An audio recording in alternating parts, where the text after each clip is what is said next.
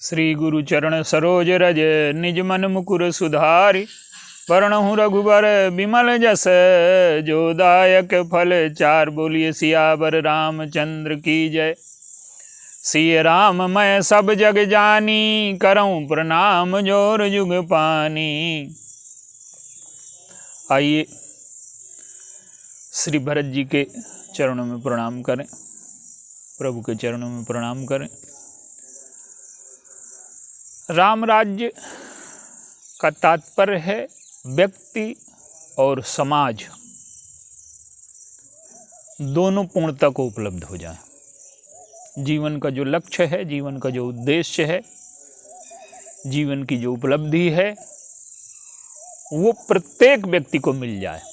समाज में ऐसे लोग तो होते रहे हैं कि जिन्होंने जीवन में पूर्णता प्राप्त कर ली, लेकिन वो व्यक्तिगत उपलब्धि है। राम राज्य जो है जीवन की पूर्णता की सामाजिक उपलब्धि है, व्यक्तिगत नहीं है, सबके लिए है। राम राज्य में जो लक्षण लिखे गए तो लिखा गया कि सब, नहीं दरिद्र को दुखी न दीना, नहीं को बुध न लक्षण हीना, सब निर्दम्भ धर्मरत पुनि, नर अरु नार चतुर सब गुनी। तो ये दुख का जो निवारण है मनुष्य के जीवन से, ये एक बार हो चुका है। और जिन प्रयोगों के द्वारा ये निष्कर्ष तक पहुंचा है, उस निष्कर्ष को हम राम राज्य कहते हैं। लेकिन जो प्रयोग किए गए, अगर उन प्रयोगों को हम नहीं समझते तो राम राज्य कोई चमत्कार नहीं है। राम राज्य एक क्रांति है अंतःकरण की, हृदय का परिवर्तन है। बाहर और अंदर क्रमशः जब व्यक्ति परिवर्तित होगा और उन सूत्रों का जीवन में पालन करेगा जो राम राज्य के निर्माण में सहायक हैं।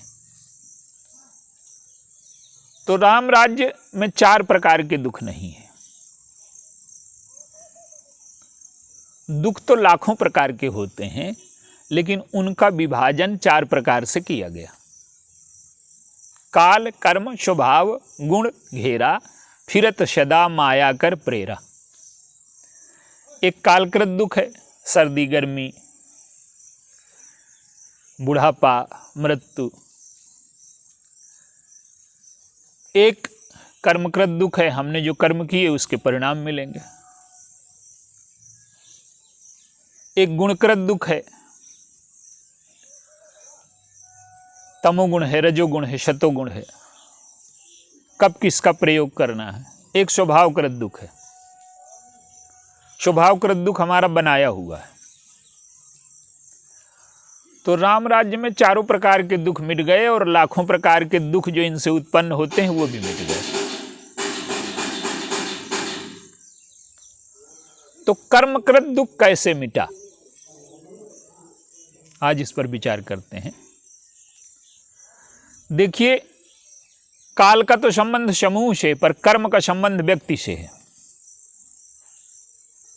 और कर्म सिद्धांत ये कहता है कि आप जो कर्म करोगे उसका परिणाम आपको मिलेगा। तो हमारे कर्म की क्वालिटी क्या हो, हमारे कर्म का प्रकार क्या हो, हमारे कर्म का उद्देश्य क्या हो। अयोध्या में जो समस्याएं आई वो कहां से आई? कैकेराज कर्तृत्व हैं, तो जब कर्म के मूल में कर्तृत्व होगा, कर्म के मूल में फलाकांक्षा होगी और कर्म के मूल में आसक्ति होगी, तो उस कर्म में समस्याओं का आना, दुख का आना अवश्यंभावी है। इसे हम भगवान राम के जीवन से और श्री भरत जी के जीवन से समझने का प्रयास करते हैं। एक दृष्टांत भगवान राम के जीवन से। भगवान राम गुरु जी के साथ जनकपुर जाते हैं और विश्वामित्र जी उनको लेने आए। तो दशरथ जी जो कर्म करते हैं, दशरथ जी को पुत्र नहीं है, तो पुत्र की कामना है उनके मन में, तो गुरु जी के पास गए वो। देखिए, अधिकांश लोग कामना से प्रेरित होकर के कर्म करते हैं, तो हमारे शास्त्र कहते हैं कि कामना से प्रेरित होकर के कर्म करने में कोई बुराई नहीं है, लेकिन व्यक्ति को क्रमशः कामना से उठ करके निष्कामता की ओर जाना है। अब गुरु जी के पास गए तो गुरु जी ने कहा कि तुम्हें पुत्र तो हो जाएंगे, पर तुम्हें यज्ञ करना पड़ेगा। अब देखिए, कर्म दो प्रकार का होता है। एक तो ये होता है कि हम बीज खेत में बोएं तो हमें मिलेगा, तो जो कर्म हम बीज के रूप में बो रहे हैं वो हमें मिलता है जीवन में। और हमारी विटंबना क्या है कि हम क्रोध का बीज, घृणा का बीज, द्वेष का बीज, स्वार्थ का बीज बोते हैं, कठोरता का बीज बोते हैं, और हमें लगता है कि हमारे स्वार्थ की पूर्ति हो जाए तो जो बीज बोएंगे हमको वही तो मिलेगा। तो दशरथ जी से कहते हैं कि तुम यज्ञ करो, तो उन्होंने कामना को निष्कामता से जोड़ दिया। दशरथ जी ने यज्ञ किया, उन्हें 4 पुत्र हुए। विश्वामित्र जी आए, उनका जो कर्म है वो कामना से प्रेरित नहीं है, वो निष्कामता से प्रेरित है। वो लोक कल्याण के लिए यज्ञ कर रहे हैं। वो राजा थे, उन्होंने सब कुछ छोड़ दिया है, तो उनके जीवन में कामना नहीं है, निष्कामता है। तो जो कामना के यज्ञ से फल मिला उसे निष्कामता के फल से जोड़ दिया गया। और फिर जनक जी के यज्ञ से जोड़ा गया। जनक जी का यज्ञ समर्पण यज्ञ है। तो समर्पण का अर्थ है कि जहां अहमता और ममता दोनों न हो, तो ये कर्म का प्रकार है कि पहले सकाम कर्म, फिर निष्काम कर्म, फिर समर्पण कर्म। तो क्रमशः व्यक्ति ऊपर उठता जाता है। तो भगवान राम वहां कर्म कैसे कर रहे हैं? गुरु जी के साथ हैं, धनुष यज्ञ हो रहा है, धनुष रखा है। तो उसके लिए लिखा है कि कहीं लिखा है कि धनुष यज्ञ, और कहीं लिखा है कि सीए स्वयंवर। भगवान राम जो धनुष तोड़ने को गए हैं, तो वो यज्ञ भावना लेकर के गए हैं, गुरु जी के अनुशासन में गए हैं। जब तक सीता जी ने भगवान राम का वर्ण नहीं किया पुष्प वाटिका में, तब तक गुरु जी कह रहे हैं कि धनुष यज्ञ सुन रघुकुल नाथा हरसि चले मुनिवर के साथ। तब तक विश्वामित्र जी उसे यज्ञ कहते हैं। और जब सीता जी ने वर्ण कर लिया पुष्प वाटिका में, तो विश्वामित्र जी कहते हैं कि सीए स्वयंवर देखी जाए। लेकिन राजाओं की जो वृत्ति है और भगवान राम की वृत्ति है, दोनों में अंतर है। राजाओं की वृत्ति क्या है कि हम धनुष तोड़ देंगे, माने कर्म करेंगे तो सुंदरता मिल जाएगी, सीता जी मिल जाएंगे, और जनक जी दहेज देंगे तो लोभ की पूर्ति हो जाएगी, और सारे संसार में यश मिल जाएगा। तो राजाओं की जो दृष्टि है वो क्या है? काम की पूर्ति हो जाए, लोभ की पूर्ति हो जाए, और यश की पूर्ति हो जाए, माने अहंकार की पूर्ति हो जाए। तो राजा जो धनुष तोड़ने जाते हैं, तो उनमें कामना भी है, और कर्तृत्व भी है, और आसक्ति भी है। लेकिन भगवान राम, जनक जी ने घोषणा कर दी, भगवान राम बैठे हैं। जब तक गुरु जी ने आदेश नहीं दिए तब तक उठे नहीं।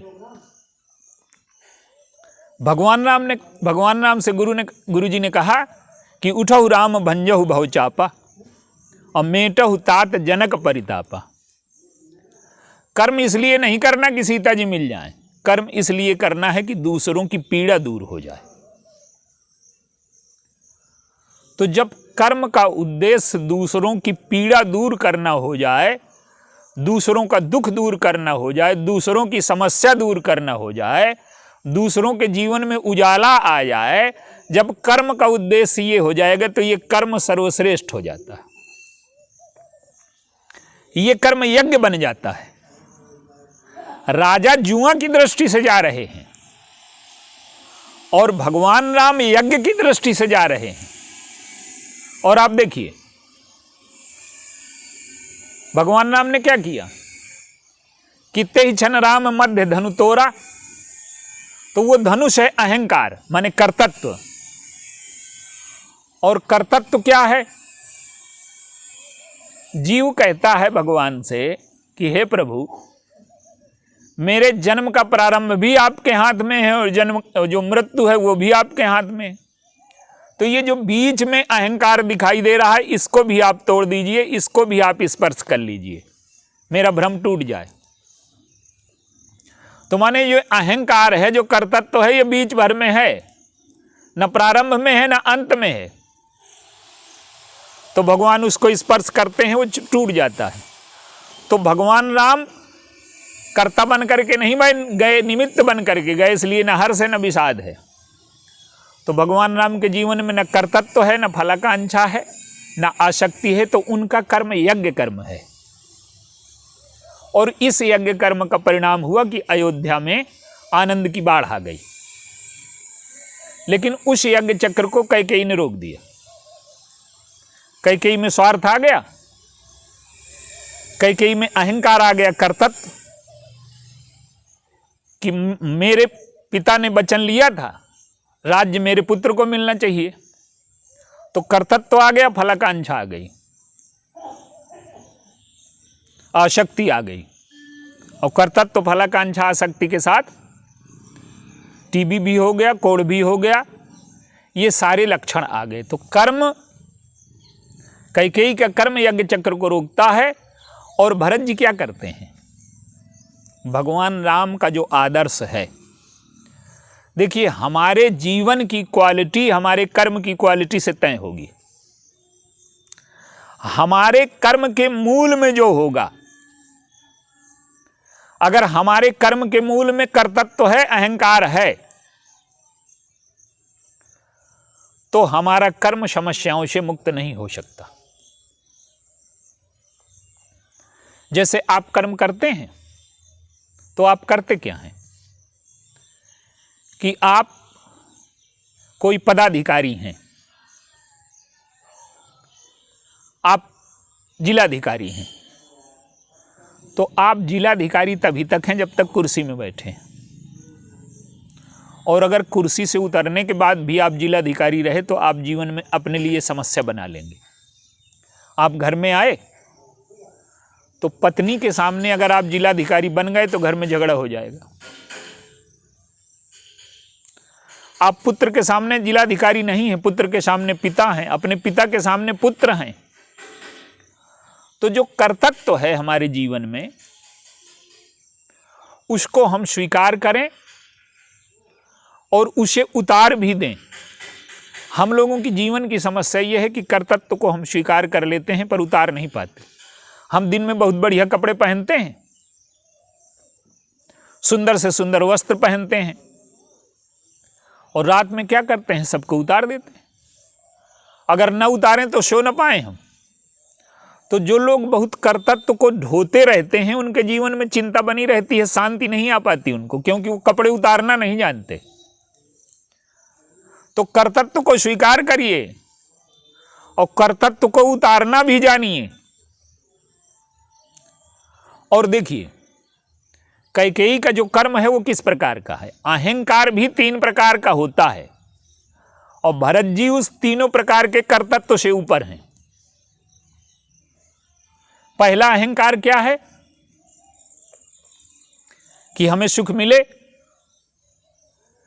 हमें पद मिले, हमें वैभव मिले, लेकिन ये हम छीन करके ले लेंगे, कपट से ले लेंगे, षड्यंत्र से ले लेंगे, दूसरों को बाध्य कर देंगे। ये जो कर्तृत्व है ये तमोगुणी है और कैकेयी के जीवन में यही है। उन्होंने सत्य का दुरुपयोग किया, धर्म का दुरुपयोग किया, और उनका कर्म तमोगुणी है। दूसरों को दुख भले मिल जाए पर हमें सुख मिलना चाहिए। तो जब हमारे जीवन में ये वृत्ति आ जाती है कि हमें सुख मिले, दूसरों को चाहे दुख मिले, तो दूसरों से छीन करके, दूसरों को धोखा दे करके जब हम सुख इकट्ठा करते हैं तो हमारे जीवन में सुख नहीं आता, उसके बदले में दुख आता है। तो ये कर्म का सबसे निचला प्रकार है। एक कर्म का इससे ऊपर का प्रकार है, रजोगुण है जीवन में। हमें सुख चाहिए, हमें शांति चाहिए, हमें आनंद चाहिए, हम पुरुषार्थ करेंगे, मेहनत करेंगे, विवेक लगाएंगे, तो अपने जीवन में हम सुख इकट्ठा करेंगे अपने पुरुषार्थ से। ये रजोगुणी कर्म है। फिर तीसरा प्रकार है कि हमने जो पाया है, जो उपलब्धि हमने पाई है, हमने धन पाया है, ऐश्वर्य पाया है, पद पाया है, तो हम अपने धन का उपयोग दूसरों की पीड़ा दूर करने के लिए करेंगे। कोई बीमार है, आया तो हमने उसकी मदद कर दी, 50,000 रुपए दे दिए, हमें नहीं चाहिए, तो कमाया हमने पर दूसरों की पीड़ा दूर करने में लगाया, तो ये सतोगुणी कर्म हो गया। हम रास्ते में जा रहे हैं, किसी का एक्सीडेंट हो गया, हमने उठाया, उसको अस्पताल ले गए, उसकी सेवा की, अपना काम छोड़ दिया, ये सतोगुणी कर्म है। लेकिन राम राज्य सतोगुण से नहीं बनता। राम राज्य बनता है जब व्यक्ति तमोगुण, रजोगुण और सतोगुण तीनों से ऊपर उठ जाए। और सतोगुण से कैसे ऊपर उठेगा? सतोगुण में भी कर्तृत्व की स्वीकृति है, मैं श्रेष्ठ हूं, मैं दानी हूं। हमको कोई पद मिला तो हम पद को सेवा के लिए लगा देते हैं। हम अधिकारी हैं, कोई आएगा तो हम पद से सेवा करते हैं, तो ये श्रेष्ठ कर्म है। लेकिन ये कर्म भी व्यक्ति को बांध लेता है। तो राम राज्य का जो कर्म है वो सतोगुण से ऊपर का है। क्यों? भरत जी से कहते हैं कि हम लोग उपदेश दे रहे हैं, लेकिन हम ऊंचे आसन पर बैठे हैं, और उपदेश तुम भी दे रहे हो पर बोलते नहीं हो। हम बोल करके उपदेश देते हैं, ऊंचे बैठ करके देते हैं, और तुम उपदेश देते हो नीचे बैठ करके, बिना बोले उपदेश देते हो। क्या?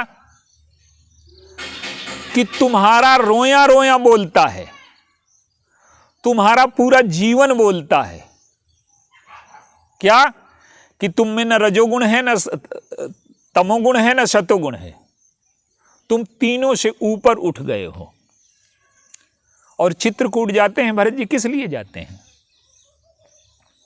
अगर वो स्वीकार कर लें, वशिष्ठ जी के कहने से गद्दी स्वीकार कर लें और भगवान राम की सेवा करते रहें और राज्य की सेवा उसी प्रकार से करें जैसे कर रहे हैं, तो ये सतोगुणी कर्म बन जाएगा। भले ही वो रजोगुण ना आए, उनमें तमोगुण ना आए, लेकिन ये कर्म सात्विक हो जाएगा। उसी प्रकार की सेवा करें जैसे लौट करके चित्रकूट से किया, तो ये सात्विक कर्म हो जाएगा। और सात्विक कर्म भी व्यक्ति को मुक्त नहीं करता दुख से। परशुराम जी हैं, परशुराम जी के जीवन में क्या है? उनके जीवन में कोई तमोगुण नहीं है, वो सतोगुणी है। पृथ्वी में न्याय की स्थापना हो, उनके जीवन में कामना नहीं है, पत्नी नहीं है, परिवार नहीं है, ममता छोड़ दी, तो उस वैभव को दूसरों की सेवा में लगा दें, तो ये सात्विक कर्म है। लेकिन भरत जी जानते हैं कि सतोगुणी कर्म भी व्यक्ति को मुक्त नहीं करता, तो भरत जी चित्रकूट जाते हैं। और जब चित्रकूट गए तो चित्रकूट में क्या हुआ? चित्रकूट में जाकर के समर्पण कर दिया और जब समर्पण कर दिया, अब लौट करके कर्म कर रहे हैं। जब लौट करके कर्म कर रहे हैं तो अब ये रजोगुण, तमोगुण, सतोगुण तीनों से ऊपर उठ करके कर्म है। भगवान कृष्ण गीता में कहते हैं अर्जुन से कि त्रैगुण्य विषयो वेदाः निस्त्रैगुण्यो भवार्जुन। वेद त्रिगुण तक हैं, लेकिन तू त्रिगुण से ऊपर उठ जा। और त्रिगुण से ऊपर व्यक्ति कब उठेगा? जब वो भगवान के चरणों में समर्पित हो जाएगा। अभी कोई उपदेश दे रहा है, कोई पद में बैठा है, वो न्याय कर रहा है, वो सेवा कर रहा है, लेकिन वो ये मान करके कर रहा है कि मैं कर रहा हूं। तो व्यक्ति अगर कर्तृत्व से बंधा है तो कर्मफल से भी बंधा है। हम चाहे जितने श्रेष्ठ कर्म करें तो श्रेष्ठ कर्म का परिणाम श्रेष्ठ मिलेगा, लेकिन वो तो बंधा रहेगा कर्मफल से। तो कर्मफल से कैसे मुक्त हो सकते हैं? जैसे भगवान राम हैं, खड़े हो गए उठ करके, सुन गुरु बचन चरण सिरुनावा और हर्ष विषाद न उर कछुआवा। निमित्त बन गए, गुरु जी की आज्ञा कर्ता बन गई। अब धनुष टूटे कि ना टूटे, ये गुरु जी का कार्य है। बंदूक से हत्या होती है, लेकिन सजा बंदूक को नहीं मिलती। बंदूक निमित्त है, कर्ता नहीं है। तो भगवान राम में हर्ष विषाद नहीं है। धनुष तोड़ने जा रहे हैं तो हर्ष विषाद नहीं है, क्योंकि कर्ता वो है ही नहीं। अगर कर्ता होगा तो हर्ष विषाद छूट नहीं सकता। परशुराम जी ने कहा कि तुमने इतना बड़ा धनुष तोड़ा, तुम्हें अहंकार नहीं? तो उन्होंने कहा कि मैंने तोड़ा होता तो होता, पर आज्ञा तो गुरुजी ने दी थी, गुरुजी तो जाने। तो जब व्यक्ति कर्तृत्व से बंध जाता है तो हर्ष विषाद से, सुख दुख से भी बंध जाता है। और परशुराम जी को ये बात समझ में नहीं आती। लक्ष्मण जी भी कहते हैं कि छुअत टूट रघुपति न दोषु, और भगवान राम भी कहते हैं कि छूत ही टूट पिनाक पुराना, मैं कही हेतु कराऊं अभिमाना। देखिए, ईश्वर उसको कुछ पाना नहीं है, लेकिन हमें वो सिखा रहा है कि कर्म कैसे करना चाहिए।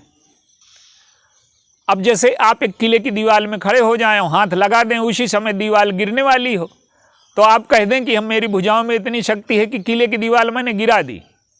तो वो संयोग था। भगवान राम कहते हैं कि गुरुजी ने आज्ञा दे दी, वो संयोग था, धनुष के टूटने का समय था, मैं पहुंचा तो टूट गया, तो काहे का अभिमान। तो जब तक हम अपने को निमित्त नहीं बना लेते, भगवान राम ने क्या किया कि अपने को गुरु के चरणों में अर्पित कर दिया। गुरुपद पंकज सेवा तीसर भगति अमान, ये भगवान राम के जीवन में खुद करके दिखाई उन्होंने। गुरु के चरणों की सेवा करते हैं और मान रहित हो गए, अहंकार है ही नहीं, तो हर्ष विषाद से मुक्त हो गए। और भरत जी इसीलिए वशिष्ठ जी का कहना नहीं मानते कि अगर मैं सेवा भी करूंगा तो मैं को स्वीकार करके सेवा होगी, बाद में समर्पण होगा। तो समर्पण पहले हो कि समर्पण बाद में हो? देखिए, हम भगवान का भोग कब लगाते हैं? पहले थाली आ गई, पहले भगवान को भोग लगाया और इसके बाद ग्रहण किया, तब वो प्रसाद बन जाता है। भरत जी कहते हैं कि ये तो प्रसाद है, अयोध्या का पद, ये प्रभु के चरणों में अर्पित कर दें। पर पहले अर्पित करने जाएंगे कि पहले आधा भोजन कर लें, फिर बाद में प्रसाद दें प्रभु को? वशिष्ठ जी यही तो कह रहे हैं कि सौंपे राज राम के आए। तो भरत जी जब गए चित्रकूट, तो उन्होंने अपने अहंकार को प्रभु के चरणों में चढ़ा दिया, अपने कर्तृत्व को प्रभु के चरणों में चढ़ा दिया। मैं करने वाला हूं, ये बात ही खत्म हो गई। और सबसे बड़ी बात क्या खत्म हो गई कि मैं करने वाला हूं, ये बात खत्म हो गई। और कर्म इसलिए न किए जाए कि हमें राज्य की प्राप्ति हो जाए। कैकेयी क्या कर्म कर रही है? अपने पुत्र को राज्य दिलाने के लिए। तो भरत जी सेवा कर रहे हैं, राज्य उसी तरह से चला रहे हैं जैसे चलाना चाहिए, लेकिन स्वामित्व के स्थान पर सेवा, कर्तृत्व के स्थान पर निमित्तता और अधिकार के स्थान पर त्याग और हृदय में कामना के स्थान पर भक्ति। तो कर्म हमारा तब शुद्ध होगा जब हम ईश्वर के प्रति अर्पित कर दें अपने अहंकार को पहले, और जब हमारा अहंकार अर्पित हो जाएगा तो हम कर्तृत्व शून्य हो जाएंगे और फलाकांक्षा भी ईश्वर को अर्पित कर दी। अब हमारी कोई आकांक्षा नहीं, आप जो कहेंगे वो सेवा के रूप में हम कर देंगे। तो कर्तव्य समाप्त हो गया, फलाकांक्षा समाप्त हो गई, और यह भी समाप्त हो गया कि अयोध्या का राज्य मेरा है, आसक्ति भी समाप्त हो गई। तो कैकेयी ने जो अनर्थ किया था कर्म के साथ, उनमें कर्तव्य था, फलाकांक्षा थी, आसक्ति थी और दूसरों को दुख पहुंचा करके सुख छीनने की प्रवृत्ति थी। रावण उसे बल से करता है और कैकेयी उसे छल से करती। प्रवृत्ति तो रावणत्व की है। तो देखिए, जब तक अयोध्या में कैकेयी की विचारधारा, मंथरा की विचारधारा पराजित नहीं हो जाती और लंका में शूर्पणखा की विचारधारा पराजित नहीं हो जाती, तब तक राम राज्य की शुरुआत नहीं होगी। और दुखों से मुक्त होने के लिए व्यक्ति को कर्तृत्व से मुक्त होना पड़ेगा, और जब वो कर्तृत्व से मुक्त हो जाएगा, आप देखिए, एक सैनिक है, वो 1000 सैनिकों की हत्या कर देता है।